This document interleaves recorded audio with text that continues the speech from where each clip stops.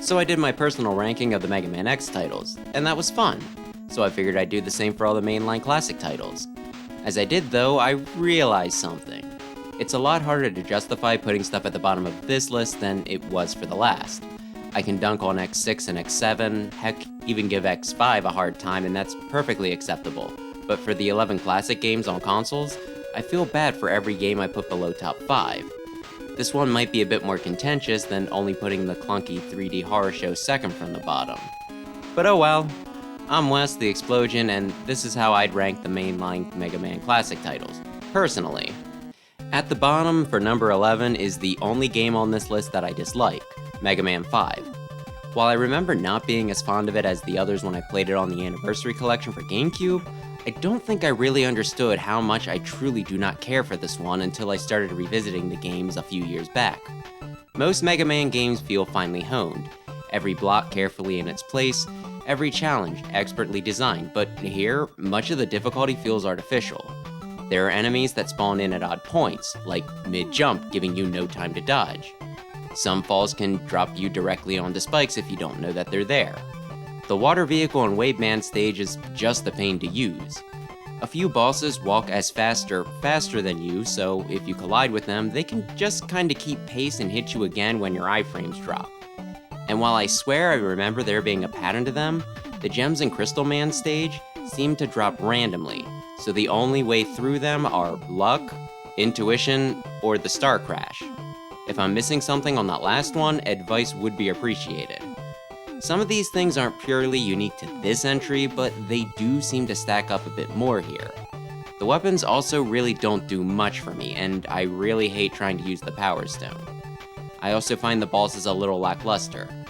Charge Man's cool, but Lego Guts Man and a guy with 2 stars glued to him? Seriously? And despite all my gripes, I still managed to clear this one in around the same time I do the rest of the NES titles, so none of it actually manages to hold me up, just annoy me. A shame, because I really do love the gravity effects in both Gravity Man's and Starman's levels, so I want to enjoy this one, I just can't. Oh, and 5 nerfed the Rush Coil. It's helpful, yeah, but who the heck thought that it was so busted that they needed to make it awkward to use? N10 is the original game, probably the worst mechanically in the series. It's janky as heck, most of the difficulty in this one feels unintentional, and a lot of the stages are pretty boring visually. And yet, I still do have a fondness for it. Cutman is either my favorite or second favorite Robot Master due to the influence of Ruby Spears. The Yellow Devil is iconic and has an easy way out for the uninitiated, but provides a hearty challenge for those that want it.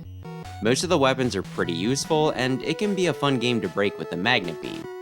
And it sets the stage for all the games we got after it, so I gotta appreciate it. While I'd recommend more casual players skip this one, for those that grew up with the series, it's an undeniable classic. At spot 9 is 10, which sounds a little confusing. I like this game, but it doesn't completely click with me. I love all the extra stuff they pack into it, the multiple paths they stick in some stages, the 3 playable characters, the 3 difficulties, the DLC Hunter stages. They also do some pretty interesting things with some of the weapons here, like the Chill Spike being more effective if you get a boss to run over it, rather than just shoot them with it. And yet, the bosses themselves are kinda boring for me. Most of them are just something with eyeballs slapped on, like a katana or a baseball. And while the stages do a lot of things I like, they also manage to annoy me fairly often, like how often the floating enemies with the spitballs respawn in the section with the seesaw platform over the bottomless pit. Enemies in this one seem to respawn more arbitrarily than most classic titles, which is saying something. But the biggest point against it might just be that I find it hard not to compare it with its big brother, and those are some lofty shoes to fill. Foreshadowing. 8 is 8, which is great. Bit of a weird one to try and place on here, though, since it feels more like a spin-off than a mainline title. You still jump, shoot, and get powers, but rather than the regular rush supports and E-tanks, you get stuff like the rush cycle and a power-up drop. Mega Man swims, and the first power you get is a soccer ball that you can bounce off of. The shop is back, but currency is limited and you buy equipable buffs.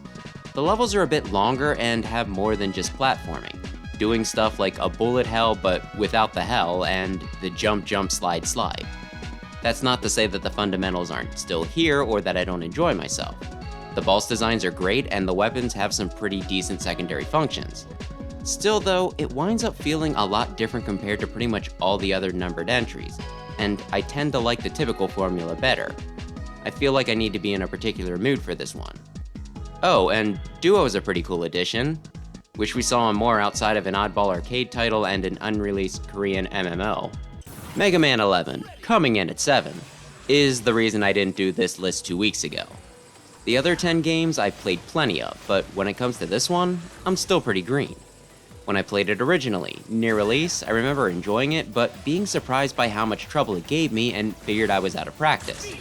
Then, after replaying the rest of the series, I gave this one a spin again on normal and could make no progress, leading me to believe that the people who made this one didn't understand the series. Then I did a casual run and watched a speed run to familiarize myself with the game, and I was still a bit hesitant on it. Finally, I returned to it a few weeks ago, played it on normal, and managed to beat it in a reasonable amount of time, and while I wouldn't consider myself an expert, I at least figured out what I was doing wrong.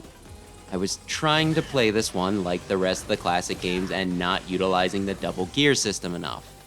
And sure, you can clear it without, but there's a lot of spots where you're lightly encouraged to make use of it, so things were designed with the option in mind. And while I still do have plenty of gripes with the game, I did have a good bit of fun with it. This one leans into an almost spin-off kind of territory, like 8 does, but doesn't veer off completely. The double gear is different and how much you can use the shop to compensate is a little weird, but they feel more like extras rather than a definitive change, and as I've said before, options are nice, so I'm for it. Plus, it's also kinda neat how you can cheese some stuff with the gears and how Mega Man can power up his special weapons now, similar to X. And having him change appearance rather than just color when he uses a special to look more like the boss is a really cool idea. I wonder how they came up with it. This was originally going to be 10th on the list, but at this point, I'm pretty keen on it. Now here's the part where a lot of people click the dislike and leave the video, since I'm putting 2 smack dab in the middle at 6. As much as I love this one, it's still only the second game and missing some of the elements that I like having, particularly the slide and rush. Plus, I'm really not a fan of boo beam and security lasers. Yet I still do have a lot of fun with this game. The stages and bosses look great, it has the most iconic music of any Mega Man game, perhaps the most memorable final boss, the items are well implemented, even if they're not quite as endearing as Rush, and the worst of the jank is gone. In fact, the whole thing is just a huge improvement over the last title. While I may like some of the later ones better, I think this is the biggest jump in quality between consecutive games. It gave us E-Tanks, the boss rush room, established 8 Robot Masters as the standard, and just really showed what the series could be, and then continued to be through just about every other classic title that followed. At 5, I'm putting Mega Man 7, which is a fantastic transition from NES to Super NES. Rock's got all his original moves, along with some new skills, staying authentic while continuing to grow. While you still beat 8 Robot Masters, there's also so much more stuff to do besides, from getting the Super Adapter, fighting your brother, or burning down a forest. Kind of a bold move, that last one.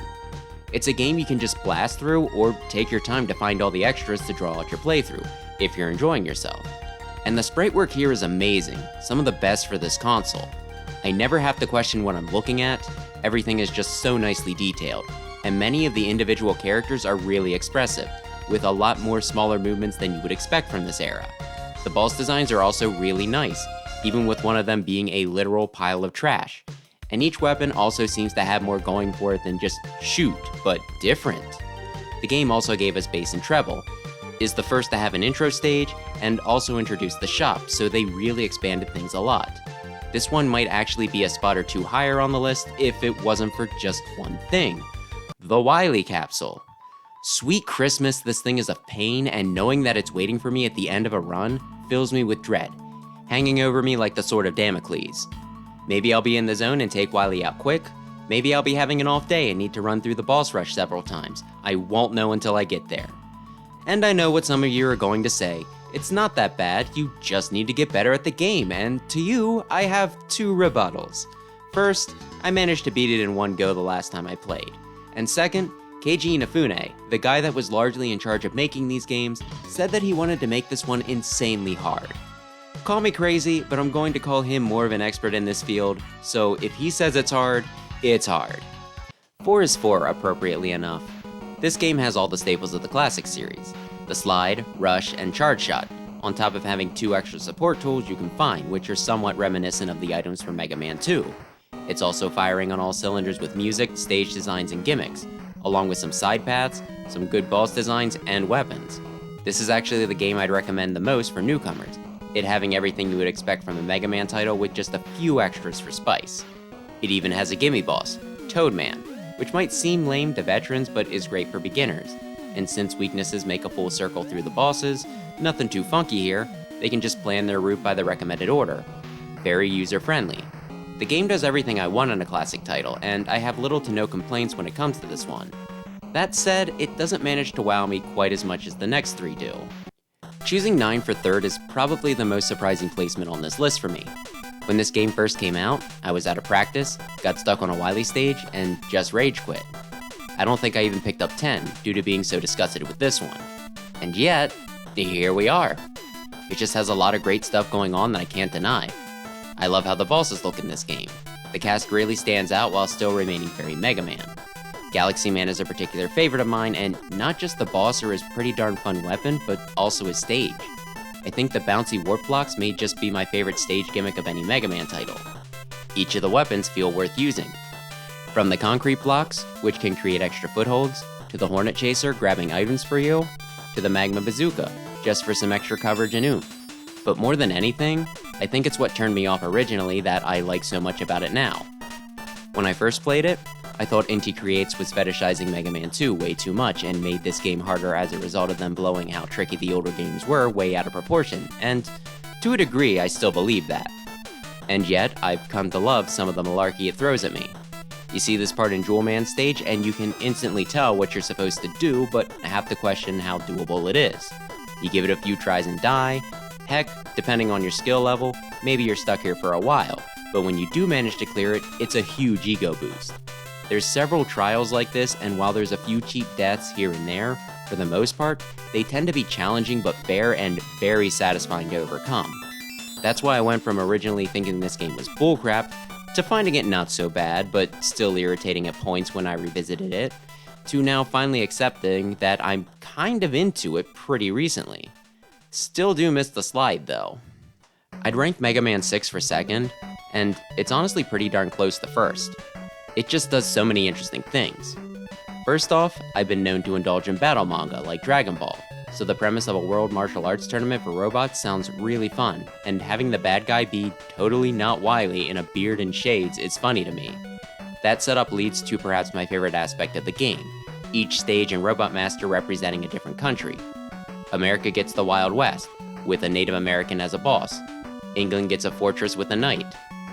Japan gets Tanuki, ninja, and a purple samurai that uses a spear instead of the obvious katana as their rep.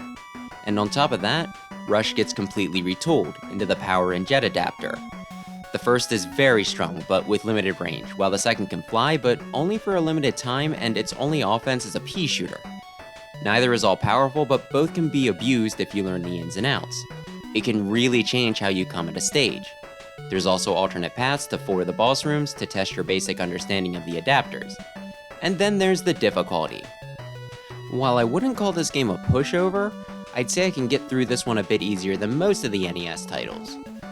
Or at least until I get to the Mr. X stages. Since you have all the weapons and both adapters, the game expects you to use them.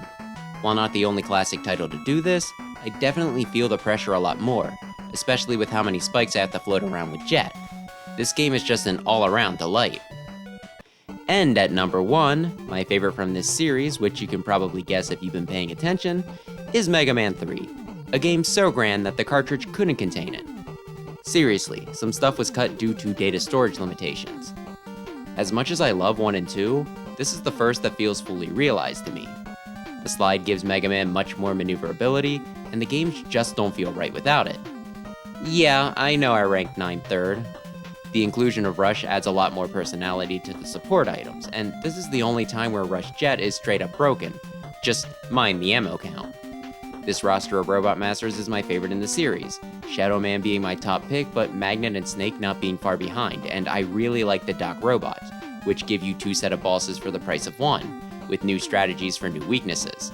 Some of the Fortress bosses are remixes from previous games, like the Yellow Devil and Clone Machine, giving the creators a chance to tweak previous encounters they might not have been satisfied with, or just wanted to add something new to. And while not the pinnacle of difficulty, I do really like how unique this game's Wily Machine is, and how, rather than just the capsule or pod, you get to fight a giant robot, Gamma, at the end of this one. Sometimes I wonder if a more in-depth fight was one of the things they had to let go for this one. If only it could have gotten the powered up treatment. I also like this one the most visually. Maybe it's nostalgia and bias talking, but the sprite work just strikes me as sharper than the other NES titles. And setting each level in space let them do some pretty weird stuff. What the heck is Top Man growing in his greenhouse? Did Advanced Scouts create a weird Snake Fortress? Did Snake Man? Or was it already out there? Are those weird tadpole egg enemies robotic like pretty much every other Mega Man foe? Or are these the one organic example and proof of alien life in universe? While most classic games have very good looking stages, the majority of them are kind of self-explanatory. 3 is the only one to get my mind wandering like this. The game is also very rewarding when you do multiple playthroughs and get better at it. The game is downright mean to new players, baiting them into wasting their weapon and support ammo right before they need it at points, but once you know the ins and outs, it becomes pretty comfortable. And on top of all that, this is one of the only 2 Mega Man NES titles that I owned, the other being 2, giving it bonus points for nostalgia and pretty much cementing it at the top for me from the get-go. You know what? That was fun, and now I can do my full Mega Man 3 review without worrying about it making this list really anticlimactic. While I might like some of the games from the other Mega Man series more, I think Classic is probably the most consistent when it comes to quality, at least if we're talking the console games. Never really gave it much thought before. While I'm sure some entries are more popular than others, I don't really think this one has any wrong answers, so I'd love to hear how other people would rank these. For right now though, thanks for watching, maybe consider subscribing if you enjoy Mega Man content, and perhaps I'll see you in the next one. For everlasting peace.